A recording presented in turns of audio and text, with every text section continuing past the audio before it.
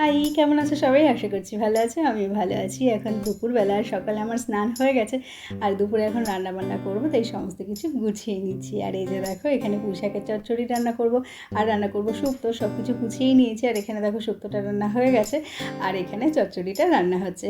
এরপর রান্নাবান্না সেরে খাওয়া দাওয়া করে একটু রেস্ট নিয়ে তারপর বিকালে গেলাম ছাদে। ছাদে গিয়ে দেখলাম প্রচণ্ড মেঘ পড়েছে, তবে ছাদে বেশিক্ষণ থাকতে পারলাম না।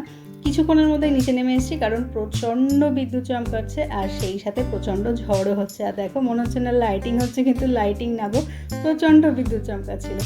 আর আজকে সন্ধ্যাবেলা মন্দির থেকে এসেছিল প্রসাদ, তো সেটাই খেয়েছিলাম। আর ডিনারের জন্য বিশেষ কিছু ছিল না, তো সেই জন্য রাতে বানিয়েছিলাম পনির পরোটা। আর আমি না পরোটাটা প্রথমে শুকনো তাওয়াতে পিটোপিট করে ভালো করে সেঁকে নিয়ে তারপরে তেল দিয়ে ভাজি, তাতে করে না ভাজাটা বেশ ভালো হয়। তো এই ছিল আজকে আমার ডিনার। তো আজকে তবে আসি, ফিরছি নেক্সট ভিডিও নিয়ে। টাটা।